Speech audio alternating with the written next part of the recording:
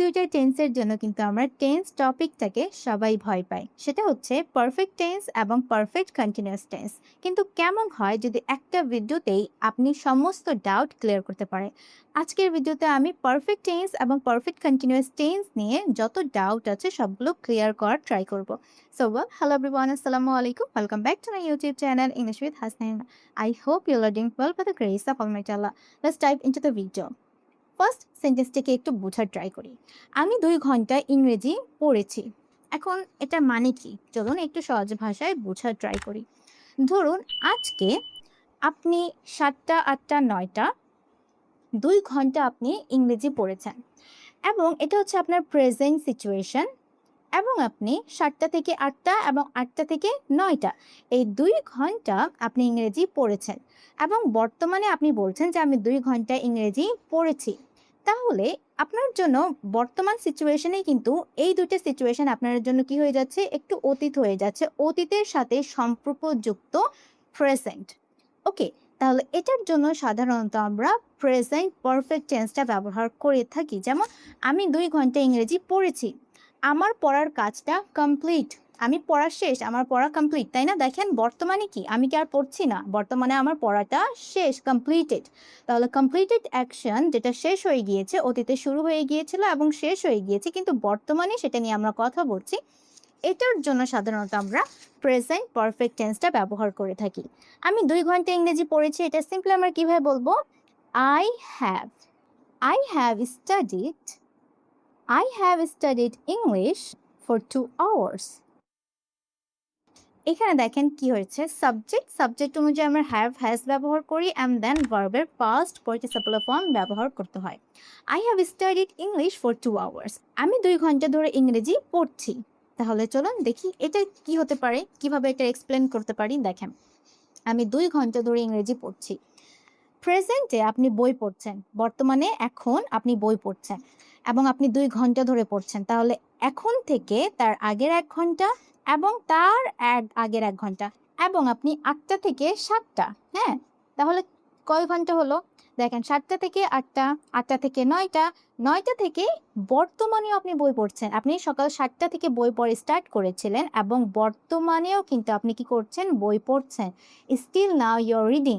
আজকের ঘটনা, আপনি এখনো বই পড়ছেন। তাহলে এটার জন্য আমাদের সাধারণত প্রেজেন্ট পারফেক্ট কন্টিনিউয়াস টেন্সের ব্যবহার করতে হয়, কারণ এখানে ২ ঘন্টা টাইমের উপর বেশি আমরা জোর করি, ডিউরেশনের উপর বেশি আমরা ফোকাসড করি যে কোন কাজ কত ঘন্টা বা কত মিনিট কত সময় ধরে চলছে বর্তমানে। I I have been studying in English for 2 hours. আমি ২ ঘন্টা বই পড়েছি। এখানে কি আছে? পড়েছি, কাজটা কমপ্লিটেড। এটার জন্য বলা উচিত I have studied English for 2 hours. কিন্তু আমি ২ ঘন্টা ধরে বই পড়ছি, বর্তমানেও পড়ছি ২ ঘন্টা ধরে। তখন হবে I have been studying English for 2 hours. এখানে স্ট্রাকচার কি? আমরা কি ব্যবহার করব?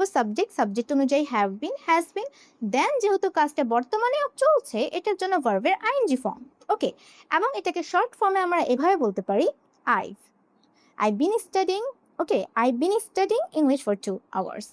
ওকে, এখন দেখি এটা আমরা পারছি কিনা। চলুন একবার ট্রাই করি।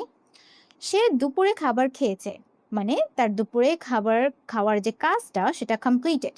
তাহলে এটার জন্য আমরা কি বলা উচিত? He has. সাবজেক্ট যখন থার্ড পারসন সিঙ্গুলার থাকে তখন হ্যাভ এর পরিবর্তে কি হবে? Has. He has had lunch. সে দুপুরের খাবার খেয়েছে। এখন বলতে পারেন এখানে হ্যাড কেন হলো? এখানে হ্যাডটা হ্যাভ ভার্বের, দেখেন আমি একদম সহজ ভাষায় আপনাদের বুঝাই। Okay, have, had and then had. এটার মানে কি? এটার মানে হচ্ছে হ্যাভ হচ্ছে ভার্বের বেস ফর্ম, হ্যাড হচ্ছে ভার্বের পাস্ট ফর্ম এবং হ্যাড হচ্ছে ভার্বের পাস্ট পার্টিসিপলের ফর্ম। তাহলে এই আমরা প্রেজেন্ট পারফেক্ট টেন্সে কি করি? সাবজেক্ট, দেন সাবজেক্ট অনুযায়ী হ্যাভ, হ্যাজ অ্যান্ড দেন ভার্বের পাস্ট পার্টিসিপলের ফর্ম ব্যবহার করি। তাহলে এখানে এই হ্যাডটা এই ভার্বের পাস্ট পার্টিসিপল ফর্ম হিসাবে ব্যবহার করা হয়েছে। যেহেতু আমরা কিভাবে বলি আমি দুপুরের খাবার খেয়েছি, হ্যাভ লাঞ্চ, হ্যাভ ব্রেকফাস্ট, আমরা কিন্তু হ্যাভ ভার্বটা ইনক্লুড করি মিলের ক্ষেত্রে। এর জন্য এখানে বলা উচিত হি হ্যাজ হ্যাড লাঞ্চ। কিন্তু সেন্টেন্সটা যদি এভাবে বলি, সে 20 মিনিট ধরে খাবার খাচ্ছে, 20 মিনিট ধরে। ওকে, কোনো কাজ 20 মিনিট আগে শুরু হয়েছিল এবং বর্তমানেও চলমান আছে, খাচ্ছে। এটার জন্য কিভাবে সেন্টেন্সটা বলা উচিত? আমাদের বলা উচিত he has been. Okay, he has been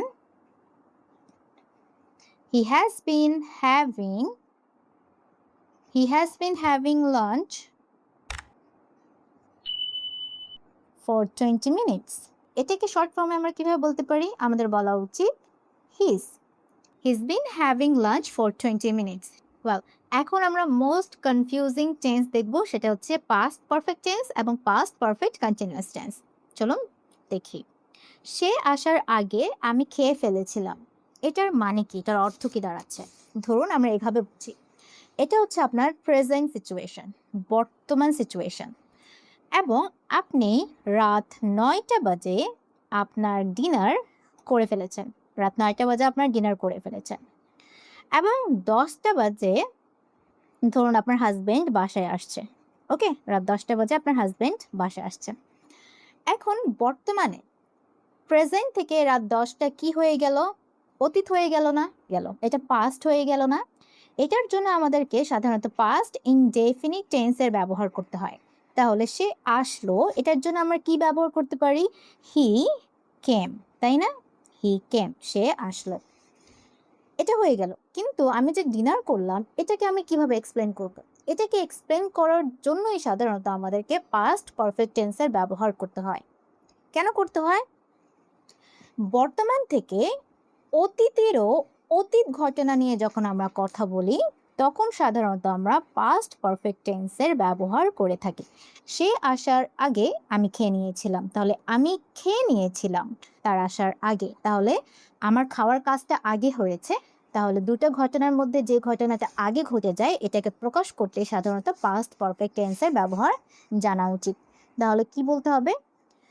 sorry, এখানে আমার আয়ের এটা আগে হবে I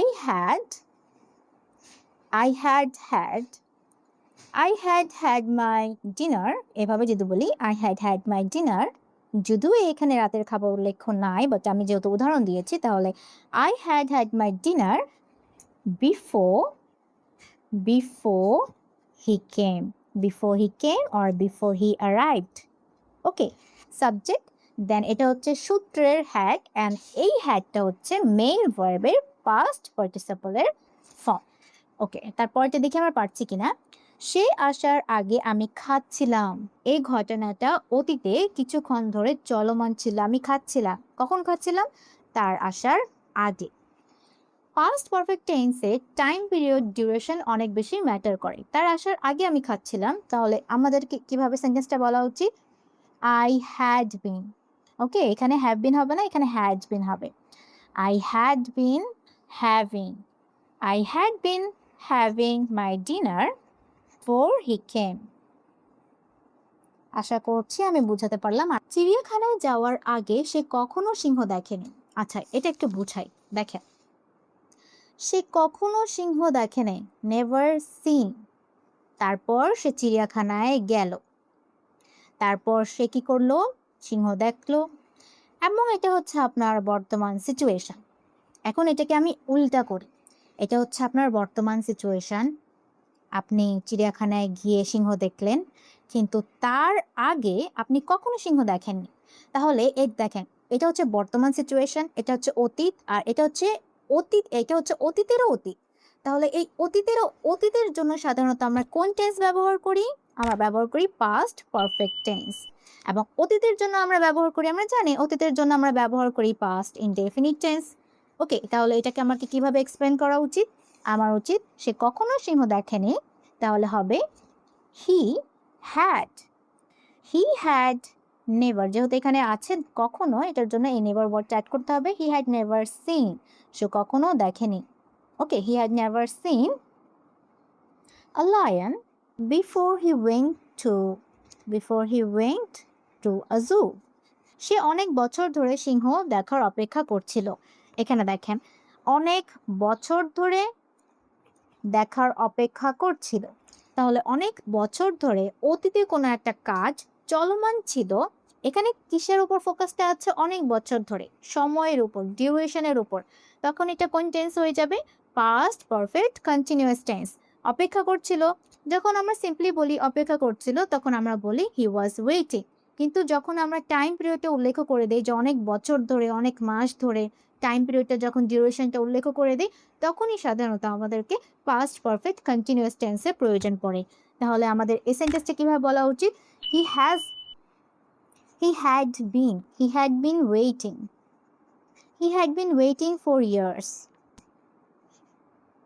অনেক বছর ধরে, তাহলে কি হবে? 4 years. He had been waiting for years to see a lion.